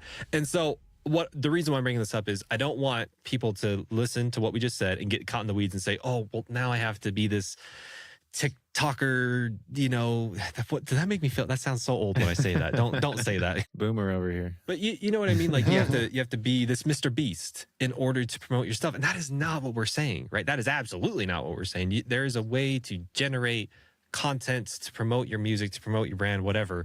That resonates with you. Can you agree with that? Yeah, 100%. Although this tension between, being silly and being serious, like that's definitely something that I'm trying to thread the needle on, because Get Too Close and all the stuff that I'm going to be releasing after that. It's definitely like more serious. It's more lyrical. Like I'm singing and like being genuine with emotions and gooey stuff like that. And my YouTube character would never do that. My YouTube character is like deadpan and sarcastic and emotionless and just dead inside. So like, I can sort of see people who only know me from that and watching my latest music video or hearing my song, there being some sort of cognitive dissonance there from how different it is. But maybe that's all in my head. Maybe that doesn't really matter. Or maybe there's a way for me to sort of connect those different parts of my personality, because I can be serious and heartfelt and all that. And I can also be like really dumb and silly. And I want to have a place to express all of that. That brings up a deeper question that we have all struggled with. I don't think there's a right answer. I think there are multiple right answers depending on your circumstance, depending on the time of life, and depending how you feel on your circumstance and the time of life. Ultimately, it's a question of branding, which is, like you were saying, if you make your YouTube series super funny and then you make music that is super serious and emotional, there will be this distance. And that's a marketing problem, right? Because if you're super funny, that is going to bring in that kind of audience. And then if you are super serious, that is going to also bring in a different audience. And then if audience A sees the content for audience B, it becomes a problem, right? It's the same concept. If you released a polka song tomorrow and then the next day you did like a Spanish cholo rap song, it's gonna cause some problems. And so how do we deal with that? Because we are multifaceted people. We are multi-genre people. Genre, is that a word? Have you found a good solution to that? Do you No. I mean, I speaking of Andrew Huang, I saw another video of his just sort of giving advice for people's music careers and stuff. And he basically said, just do one thing. Just do one thing really well. Only do that. Don't do anything else. Don't jump around. Don't change up the genres. And you will find more success. And he was definitely like, yeah, do as I say, not as I do, because he's done so many different things, right? But I think on the internet especially, it's so easy to just put somebody in a box and only know them for that, or they only do that, or their whole personality is just that. I can see the sort of reasoning behind that advice, because one thing is a whole lot easier to market than a bajillion conflicting things. And I've definitely not even personality-wise aside, just the number of genres that just my music has jumped around over the years is just crazy as well. And I can totally imagine totally alienating my last boost of listeners from one song with releasing a completely different song like Polka Cholo, whatever. But I think everybody struggles with it. I was listening to a podcast with Porter Robinson talking about that very same problem, where every album he just reinvents his sound. He does something completely different. And his whole song, Russian Roulette, on his latest album is all about that. And with him, it's even more pressure because he's got a whole team behind him that he pays, whose salaries depend on him being successful. I don't have anything like that. Like, if I destroy my career, it's just me. I'm not responsible for anybody else. So in that sense, I'm a little bit more free to do whatever I want. Finding that balance between, expressing all these different facets and while still maintaining some sort of consistency, it's tough, man. I'm still figuring that out. The business side of me says that you're right. As a general rule of thumb, doubling down on one thing, niching down as we've come to know it, is a very good idea. It's a good idea. It is absolutely a good idea. And I would even say in the beginning, it is essential, like to kind of set your foundation. This is what I'm about. I do wonder if we are just talking about a foundational issue. Like, for example, if the foundation of your brand is that I am multi-genreal, we're going to use that term again, then that is kind of, solving, that's digging the well before you're thirsty. You see what I'm saying? And in a way, but then what about the people that weren't there from the beginning and didn't see you establish that? There's still going to be people coming in and be like, oh, dude, Underbelly is a crazy Midwest rapper. And you're like, what the hell? I did one song like that? What are you talking about? And then they come in and you're like, wait, what is this wubby dubby stuff? And so that doesn't even fully answer that question. Yeah, sorry. I play my own devil's advocate, and I play my devil's advocate's advocate sometimes, and you can see how this kind of just spirals into. I mean, you could drive yourself crazy trying to people please and worrying about your image so much, but it Look, at the end of the day, just make whatever you want to make. Because that's what I do. I don't focus on brands, like trying to figure out what my music brand is. I make music. I'm an artist. Emotions, humans don't have one set of emotions. We have multiple plethora of emotions. You think it's natural for people to just be one thing and that's it? We are, like Wyatt said, multifaceted creatures. Like we operate in the complexities of creation. That's how we operate. Music is no different. Just make whatever you want. You can worry about the brand later, because 9 times out of 10, I feel like people start out making whatever they want anyway, because if they like what they like, they're just going to make it, right? And then over time, without the artist won't even realize it, but the fan base will. Fan base will say, you have a certain sound or a certain way how you do things, and that's your signature thing. But the artist is like, really? I didn't know I was doing that every time. I just like making music.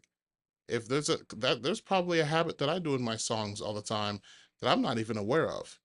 But that's just over time. When something works and it sounds good and it doesn't sound outdated, then you just keep using it, you know? definitely matters for sure. And, part of the reason why I did, do a music video for the latest song is to show I'm an artist and you're not just going to see me in front of an Ableton screen. I definitely want to push that more. I want to be known for that more. And I'm going to be doing more sort of music videos and more lyrical stuff to sort of further that. And if it hits, it hits. And if it doesn't, whatever. I can always go back to making silly YouTube content. You've been doing YouTube for a long time. You're crushing it with the reels. Obviously, you have an established brand, thousands and thousands and thousands of followers. What are some really great ways that you have found to be your own billboard, right? This could be as simple as, oh, when you upload a reel, do this as well, or check out this type of content. This is where I get ideas. It could however you want to take that, but I think that'd be very useful for people to hear. I mean, the big reason why I leaned into the you suck at producing stuff, especially early on, is just it took off organically way more than my music ever did. So I think that just rule number one, just be open to other possibilities, right? Like, if I'm yawning too much, it's because I'm actually tired. Like I'm getting sleepy. But we're going to push through. We got like 20 something minutes left, so we'll push through. just, you shouldn't have to like compromise your art too hard, but if something is working, explore it. Even if it, like, I never planned to be a funny YouTube tutorial guy. I just saw a funny video called "You Suck at Photoshop" on YouTube in like 2013, and I was like, I just want to do that for producing. That would be funny, I think. And here we are. So like, be open to those kinds of experiences, exploring realms that you never maybe planned on initially. Beyond that, I mean, yeah, there's definitely like certain artists and creators that I look towards for inspiration. Like with the real stuff, Dank Sauce is another Ableton Instagram reel maker, and his tricks are insane. His editing is great. Jabot is another great one. Like they put in, you can tell they put in so much work for this like little minute of information, and it's just so tight. It's so engaging. I shudder to think how much work like is happening behind the scenes on some of those reels, right? So like that is very inspiring. You can sort of, if you watch enough of these, you can kind of put your finger on the pulse a little bit about what works, what doesn't. And I know it's cringe, but like saying top 5 anything is going to do a lot better than just saying the thing. And there's certain thumbnails that work, having your face in the thumbnail. I mean, Mr. Beast probably has like PDFs of this for how to go super viral. And especially if there's like a new piece of gear like Serum 2 just dropped. Making content for that because people are searching for that is not a bad idea. Also, I see a lot of people doing streams and then editing down their streams into short or either short form content or just like quick tutorials. I see Eliminate and Bushu doing that a lot. And that's a great way of just sort of extending the shelf life of content. So yeah, there's all sorts of things like that that I've picked up over the years to help something pop off. But at the end of the day, it's a gamble every time. You never know how well something's going to do. You could put an insane amount of work into a video and just it just fizzles and dies on the algorithm, right? I would just say don't get discouraged with that. Something's going to pop off. It's just going to take time. Do you have any advice to not be discouraged? Because so one thing that Nick Sherwink mentioned in his episode, right, is it's the letting go of the ego, realizing that you are not your art. You are just the person that facilitated the art being created. That sounds amazing, and I have no idea how to do that. I post a reel and it doesn't do as well as I thought it would, and it's like there's still like a, I don't know, like a deep knife in the heart. Yeah, when you figure that out, hit me up, bro. Essentially, we are sort of being programmed to measure our self-worth in likes. You know what I'm saying? You know, I had Facebook when I was in like 6th grade, but like I didn't have Instagram. I didn't have TikTok. Facebook at 6th grade is kind of crazy. I'm not gonna lie. I don't think I got a Facebook until I was like in my teen. I was like 13, 14. 6th grade? Who you talking to on? Unless you're just looking at posts, but who the hell are you talking to on Facebook at 6? That's crazy, bro. Like I wasn't just like straight brain rotted from birth, you know what I'm saying? Like honestly, oftentimes I just like post a reel and I just delete Instagram from my phone. Like I would just drive myself crazy checking that. So, you know, I think there is a sort of I guess stoicism or detachment that one needs to practice with all of this, and just sort of reminding yourself that your self-worth can't be measured in likes or reposts or whatever. But it's an endless struggle, you know, but both in the positive, you know, like thinking that something pops off, right, means that it was objectively better than all your other work. It's very tempting to sort of see what does well and only do that and just sort of be captured by your audience in a way. And I guess I've sort of experienced that lightly with the tutorials and focusing on that as opposed to music. But I think there's a balance to be struck between what you want to do with your project, what you want to express, and what does well. And it's just an endless struggle. It's a hard pill to swallow when you realize, like, one of the things that you just said was, you know, you can see, you know, based on the algorithms, based on how people react, we can see which type of content works objectively better. That has value. That absolutely has value to acknowledge that, to see that, to understand why that happens. And I think we can both agree that it's not the end of the road. It's not the end of the race. It's not the full fulfillment, because one could just open an OnlyFans account right now and get a whole bunch of traffic, and yet it still wouldn't probably fulfill the creative side of you. Speak for yourself, bro. You haven't seen my OnlyFans yet, my dude. There is this tension, coming back to the tension of what we're talking about, of creating and being the billboard. Because the billboard, you know, the metric for the billboard is how many people are liking it, how many people are reacting to it, how many people are sharing it, how much does it blow up. Yeah, I guess sometimes we just get caught, we get lost in the weeds of just putting so much value on the billboard and not putting enough value on the creation. Totally. I mean, I know we've been kind of on Mr. Beast here and there, and I love on him, but in a way, I admire him because it's almost the pure expression of the billboard, right? He doesn't care about anything else. The only thing he cares about is the most views, the most engagement, the widest possible appeal. And it's in a way, it's kind of beautiful. In another way, it's a bit gross because there is no art, really. It's not really about expression.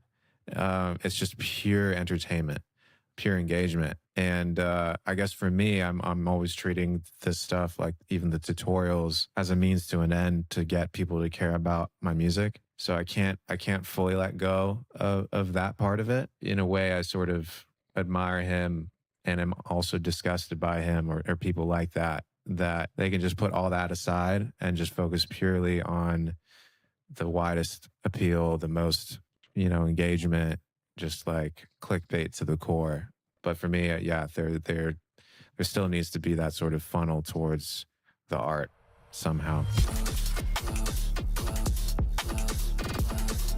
We're going to move into the rapid fire part, which, isn't really rapid fire, but they're still good questions nonetheless. One question I got for you is, what belief about yourself did you have to kill in order for you to grow as an artist? Yeah, definitely not rapid fire. I know, I'm the worst at rapid fire questions. I guess I always thought of myself as someone who was behind the scenes, who didn't want to be a singer or a lyricist or, couldn't do that. I would always make instrumental music.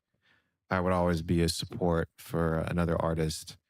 And it's just not in my, in my constitution, I guess, to try and express myself beyond just pure sound. You know what I'm saying? And I guess lately I've been exploring singing and writing lyrics and writing songs.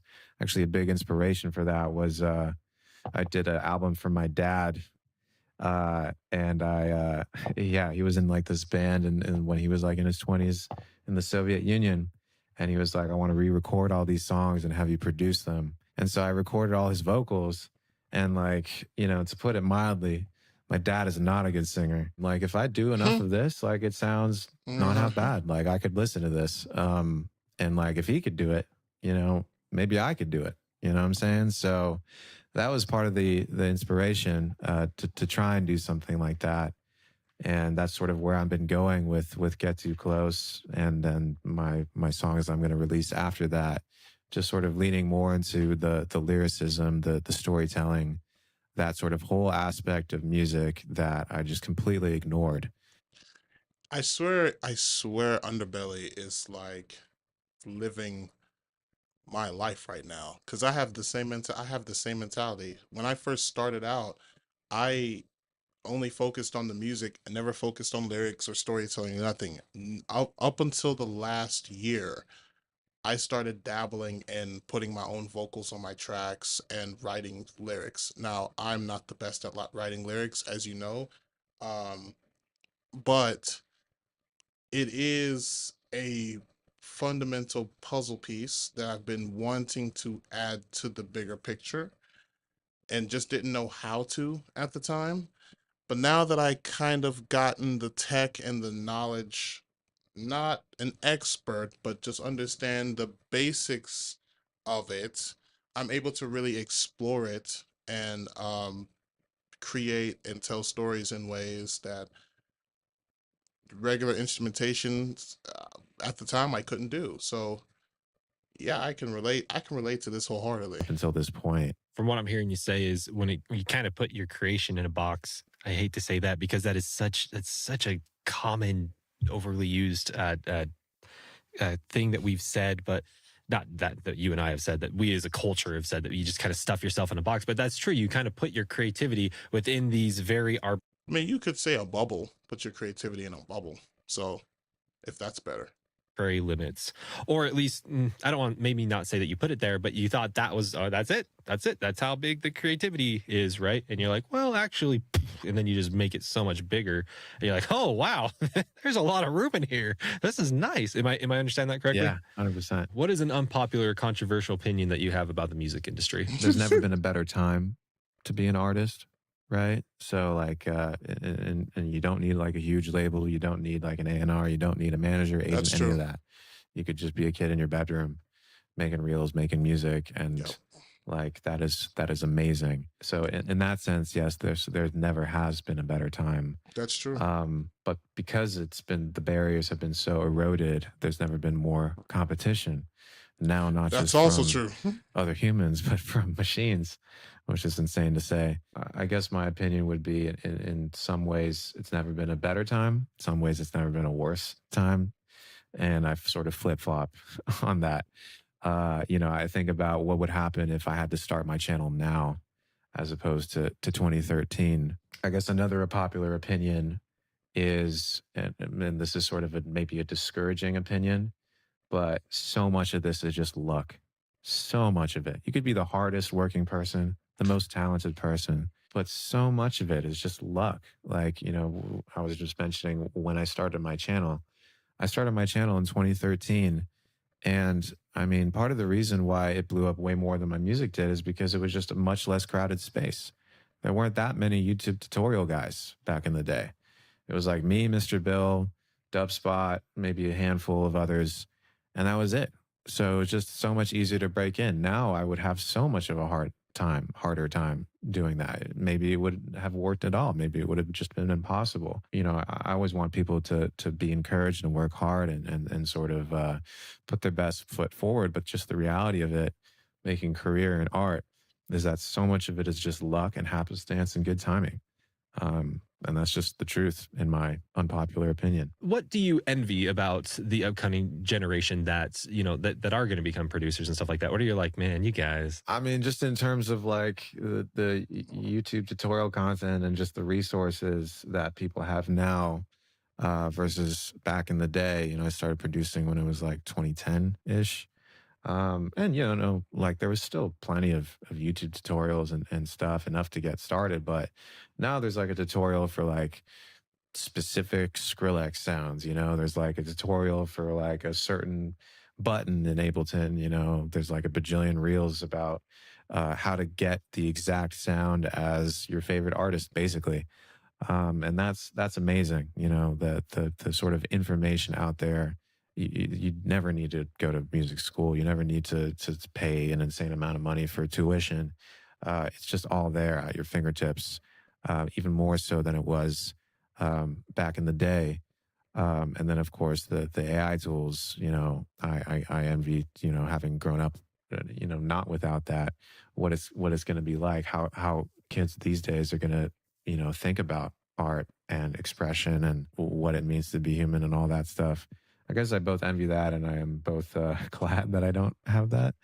But I guess we're all going to have to sort of reckon that with that pretty soon. So when it comes to Underbelly, you suck at producing, all of these things underneath your creative roof, is there something that you wish people would ask you about concerning Underbelly, concerning you suck at producing? But no one ever does. No one ever asks this question. No one ever talks about this thing. You got anything like that? No. I mean, like, yeah, people ask. You've been asking great questions, so I think it's been great. Like, I'm trying to field as many questions as I can here, and that's been sort of my career.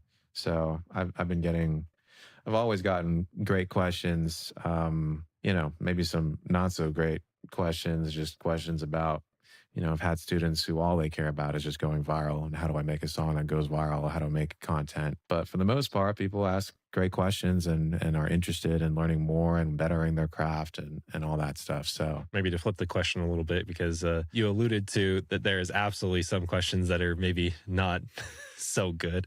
So one of them being like, how do you blow up? How do you, all that kind of stuff. Do you have any other stupid questions? You're like, please stop asking these questions. Somebody on my stream the other day was like, how does it feel to have your music video get like, 10K views or whatever, and your tutorial is getting 300K views or something like that? I needed those 300K views to even get my foot in the door with those 10K views, you know what I'm saying? And like any amount of views is just insane. Like anybody, like even, begins to give it is just crazy. When they sort of start measuring your worth in the number of views that you get for the content that you do, that comes off as being pretty annoying to me. And then there's been other questions like, why, stop pushing I guess this isn't really a question, but it's just like, stop pushing your song and just go back to making tutorials. Just tell me how to do Serum and make a WAMP. We've been talking about putting ourselves in a box. Other people want to put you in a box too. What is the best decision that you have made for your music career? Just doing the first You Suck at Producing video, just like trying that. Sometimes the scariest thing, the hardest thing is just doing it and getting started and just, trying. So I'm eternally grateful for my 17-year-old self for even just attempting that. I've made good decisions in terms of the people that I've collaborated with. I made a whole EP with my homie Scro last year, and that was amazing. We made something that neither of us could have done on our own. He's a great friend of mine now. He's an amazing musician. I still work with him. So, just finding people like that to work with has been, incredible. One of the best decisions for me.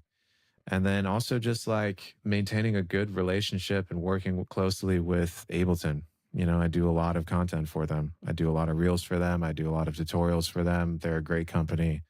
Obviously, without what they've made, we wouldn't be here today, right? So like, I'm forever indebted to them in that regard, and maintaining that relationship, working closely with them, helping people understand the new tools and features and updates and all that crazy that they're cooking up over there. That's been really great for me. And as a little bonus question, we would never, ever cheat or, compromise our relationship with our overlord Ableton. We love Ableton so much. We would never, ever look at another DAW. But if we did, is there another feature in another DAW you're like, my guy, dude, please, let's get this in Ableton? Yeah, I mean, there's definitely super annoying things that Ableton has not updated ever since I started using it like 15 years ago, that I would just die for. Like, for example, in a drum rack, let's say you want to export or stem out the individual drum sounds of your drum rack into separate tracks. There's no easy way of doing that. After 15 years, you have to do it one by one. So dumb. So I can point to specific features like that where I'm just like crying as to why, they haven't done anything about it. So that's annoying. But in terms of like other DAWs, speaking of AI, there's like these like AI musicians in Logic that you can just jam with. Like there's like an AI drummer, there's an AI keyboardist, AI bassist, and they you can just jam off them, and they come up with sick riffs and ideas based on what you're playing. And like just the built-in sounds in Logic are just like really good. A lot of the built-in sounds in Ableton, especially back in the day, are just trash. Hopefully they won't disown me right now, but definitely room for improvement there. That's funny because I use Logic, but I haven't used the AI assistant or the AI session player feature yet. I have it. I have Logic 11, so I have access to it. I just never used it because I have no idea what. I have to like watch a YouTube video to see like how to use it in context. So, but we'll see. Great answer. And so two last really quick questions. So if someone has never been more convinced that they want to join the world of Underbelly and you suck at producing, they're like, screw my world is not my world, I want your world. How do they go about that? Where's the best place to go? Yeah, so you just watch my videos. You Suck at Producing on YouTube. In pretty much every video, I have a link to my Discord. We Suck at Producing. It's an amazing community of almost 30,000 people who just want to suck less and help each other do that. So you can, every Friday we have Feedback Friday where people are playing their tracks and getting feedback. There's all sorts of channels for, discussing specific aspects of music for production and business and all that stuff. And that's a great place to reach out to me. So yeah, join my Discord. It's sick. And the final question that we have is there anyone that you would like to see come on Behind the DAW and do a deep dive like this? I mean, Virtual Riot, that would be sick. Son Holo, that would be sick. Yep. See, Moody Good is one of my favorite producers. I would love to know more about his sound design, all that stuff. You had Copycat, which is great. Copycat's the homie. Tim Lunetsky, also known as Underbelly, also known as You Suck at Producing. My guy, thank you so much for coming on the show. Do you have any last words to say before we head out? No, just thank you so much. It's been an amazing conversation. You're a great interviewer. Great podcast. So thank you, Wyatt. DAW Nation, You Suck at Producing is the YouTube channel that you should go check out. Make sure to go subscribe to Tim over there. You have not downloaded the free download yet. Go download it now. Should I refilm that? I'm not going to. And make sure to check out the school base down in the description. But DAW Nation, thanks so much for coming through. Make sure to stay tuned for next week's episode. It's absolutely amazing. Fantastic. I don't know what else to say. I'm terrible at goodbyes, so I'm just going to stop mid-sentence. I love you guys.